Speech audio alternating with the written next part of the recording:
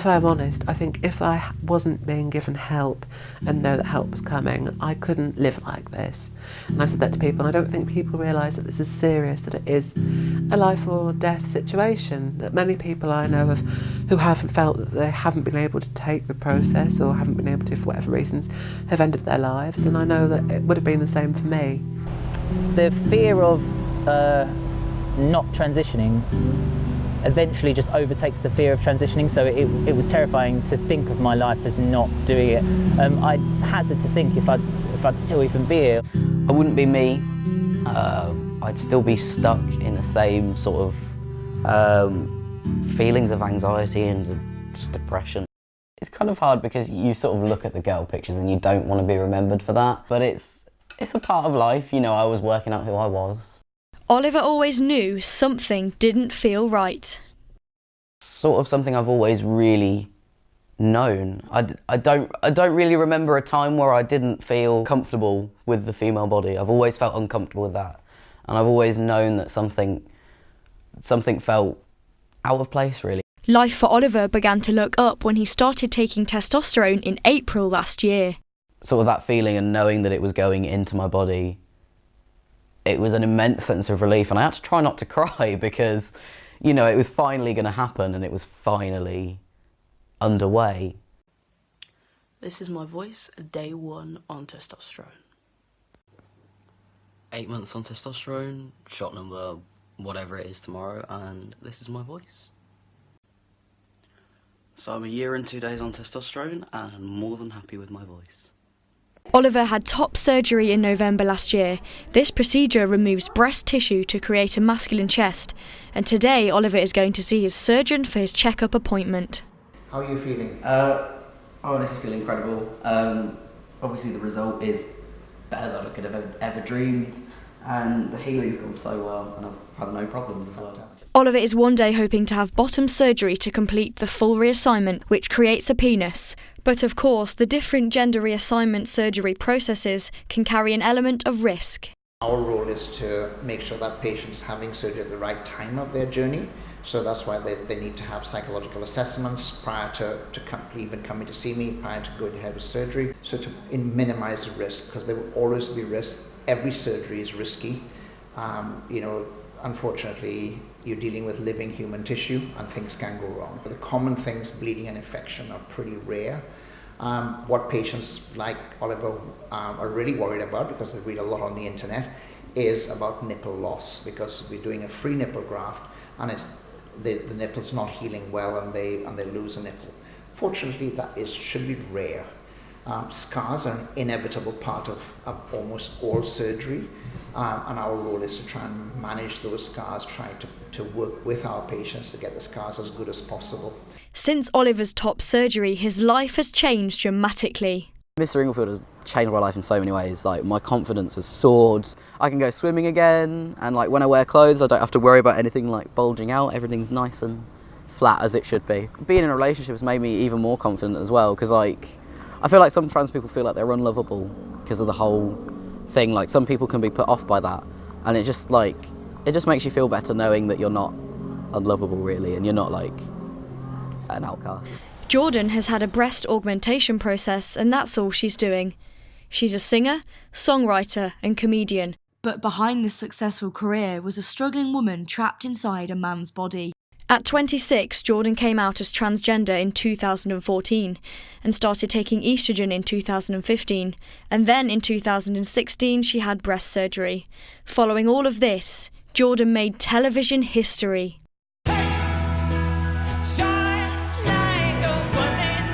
Being the first trans person on The Voice, and I do believe it was in the world, it didn't feel like that's what was happening. It was only afterwards when people would keep quoting that to me. I was going, oh my God, that was a massive responsibility.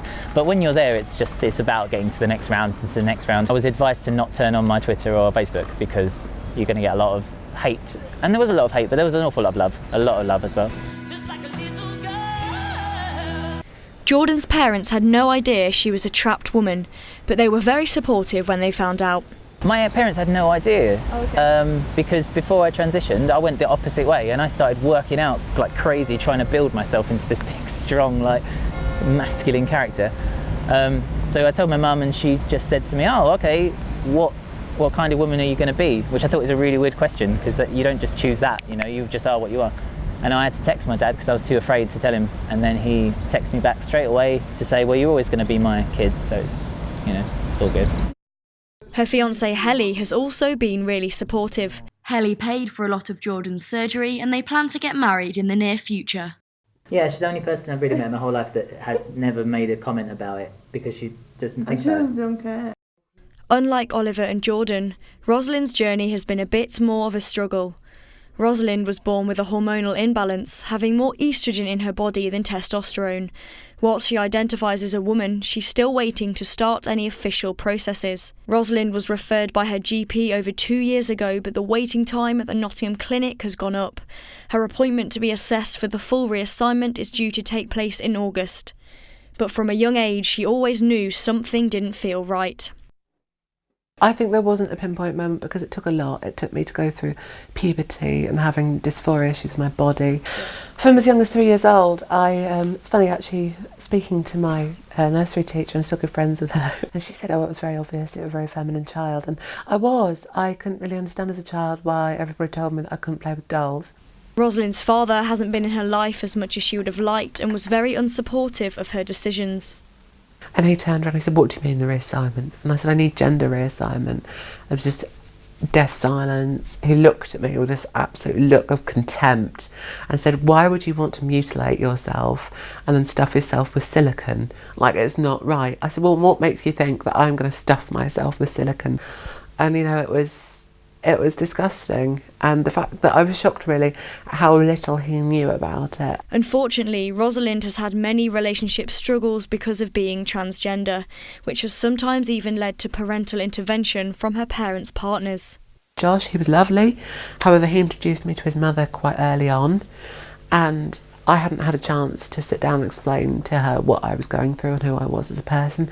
She was very opposite to me. She was very introverted and covered herself up, was very conservative, and there was me sat there in this dinner dress all glammed up, hair all piled up, and I was probably the pinnacle of cringe to her. And she sort of told me quite early on that she wasn't happy with the fact that I was going out with her son and that she wouldn't support it, and she actually told me at one point that I was stealing her son's future. So she eventually wore him down, and he told me that Mum won't let me be happy with you. A recent study from Stonewall found that 2 in 5 transgender people have experienced a hate crime because of their gender identity in the last 12 months. But what support is out there for transgender people? Gina works on a one-to-one basis to help these individuals. Helping them to accept who they are on a fundamental level, because for so many years they've been told that they're not that they are a certain person when they didn't really think that they were. So they've got this whole struggle going on in their minds. And there's an element of work that needs to take place to help them to actually accept who they are on a deeper level, and then to be able to go out there and present themselves as they want to present themselves. So what does the future look like for Oliver, Jordan and Rosalind? Hopefully I'll have had all my operations by then. And I would love to help other trans people go through what I'm going through. I think I would like to, I'd like to be thinking that I'm a little bit more of a naming comedy. That's my job now, is to try and make people laugh as much as possible. You know, if you see a transgender person that makes you laugh, it makes it a lot easier to, you know, relate. If I could have the operation like that now, I would. No questions, nothing. I'd just go and have it done. I mean, people say, are you frightened about the process? Are you frightened? I say that if my heart gives out and I die during it, so be it. I would have died knowing that I would have become what I wanted to be.